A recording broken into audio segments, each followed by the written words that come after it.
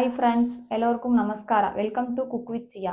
இன்னைக்கு பார்க்க போகிற ரெசிபி என்னன்னா பாஸ்தா எப்படி பண்ணுறதுன்னு தாங்க பார்க்க போகிறோம். இது வந்து குழந்தைங்க வந்து ரொம்பவே விரும்பி சாப்பிடுவாங்க. ரொம்பவே டேஸ்ட்டாக எப்படி பண்ணுறதுன்னு பார்த்துடலாம். நம்ம வீடியோ இதான் ஃபர்ஸ்ட் டைம் பார்க்குறீங்கன்னா சப்ஸ்கிரைப் பண்ணிடுங்க, கூடவே ஒரு லைக் பண்ணிடுங்க. வாங்க எப்படி பண்ணுறதுன்னு பார்த்துடலாம். பாஸ்தா செய்ய தேவையான பொருட்களை பார்த்துடலாங்க. பாஸ்தா இன்னைக்கு ஒரு 200 கிராம் எடுத்திருக்கேன். இந்த மாதிரி இருக்குங்க, ரவுண்ட் ஷேப்லேயும் பாஸ்தா இருக்கும், எது வேணாலும் எடுத்துக்கோங்க. தக்காளி 2 இது மாதிரி மிக்சியில் அரைச்சி எடுத்துக்கலாங்க. கேரட் 1 இது மாதிரி கட் பண்ணிக்கலாம். குடமிளகாய் 1 இது மாதிரி நீல வாக்கில் கட் பண்ணிக்கலாம். இஞ்சி பூண்டு விழுது 1 டேபிள் ஸ்பூனு. வெங்காயம் 1 பொடியாக கட் பண்ணிக்கலாம். வாங்க எப்படி செய்யலான்னு பார்த்துடலாம்.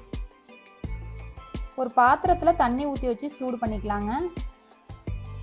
இதில் 1 டேபிள் ஸ்பூனு எண்ணெய் சேர்த்துடலாம். எண்ணெய் சேர்க்கறதுனால பாஸ்தா வந்து குழையாமல் உதிரி உதிரியாக இருக்குங்க. இது தேவையான அளவு உப்பு சேர்த்துடலாம்.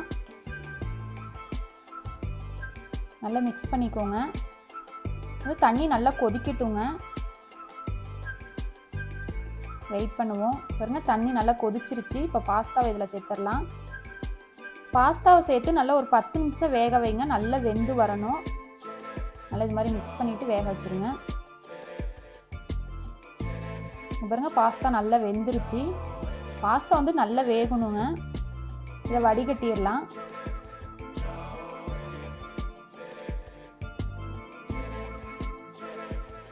ஒரு பேனில் 2 டேபிள் ஸ்பூனு எண்ணெய் சேர்த்துடலாம். எண்ணெய் நல்லா சூடாயிருச்சு. வெங்காயம் சேர்த்துடலாம்.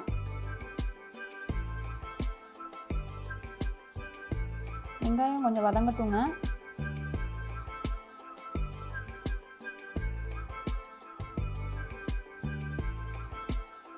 இஞ்சி பூண்டு விழுது சேர்த்துடலாம். இது சேர்க்கறதுனால வாசனையாக இருக்குங்க பாஸ்தா. இப்போ தக்காளி சேர்த்துடலாம், அரைச்சி வச்சிருக்கிறத. நல்லா வதக்கிக்கலாங்க. பச்சை வாசனை போகிற அளவுக்கு நல்லா வதங்கணும்.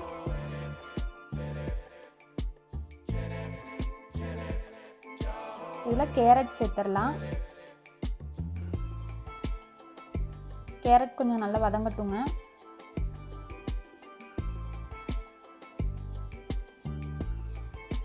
குடமிளகாய் சேர்த்துடலாம். குடமிளகாய் சேர்த்துட்டு நல்லா வதக்கணும்னா இல்லைங்க, லைட்டாக வதக்கினாலே போதும். அடுப்பை வந்து சிம்மில் வச்சுருங்க. தண்ணிலாம் எதுவும் சேர்க்கக்கூடாதுங்க, இதில் தான் வதக்கணும்.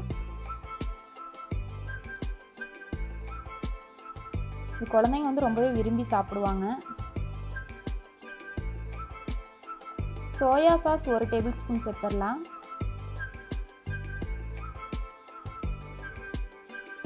Tomato sauce 1 table spoon.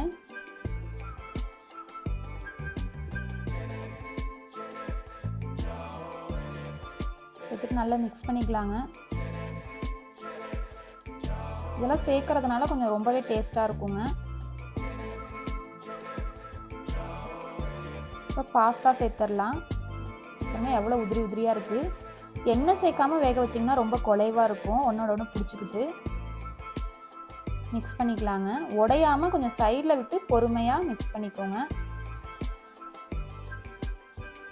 பார்க்கவே பாருங்கள் எவ்வளோ சூப்பராக இருக்குது. வாசனையும் ரொம்ப சூப்பராக இருக்குங்க.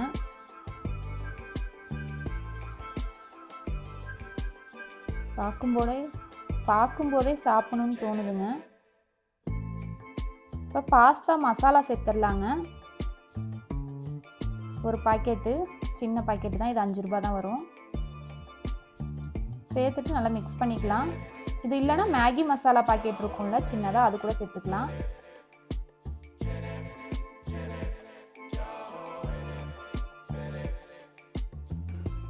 நல்லா மிக்ஸ் பண்ணிக்கோங்க. அடுப்பை வந்து மிதமான தீயில வச்சுக்கோங்க. ஸ்பீடாக வச்சிங்கன்னா அடி பிடிச்சிரும். தண்ணி எதுவுமே சேர்க்கல, அதனால்.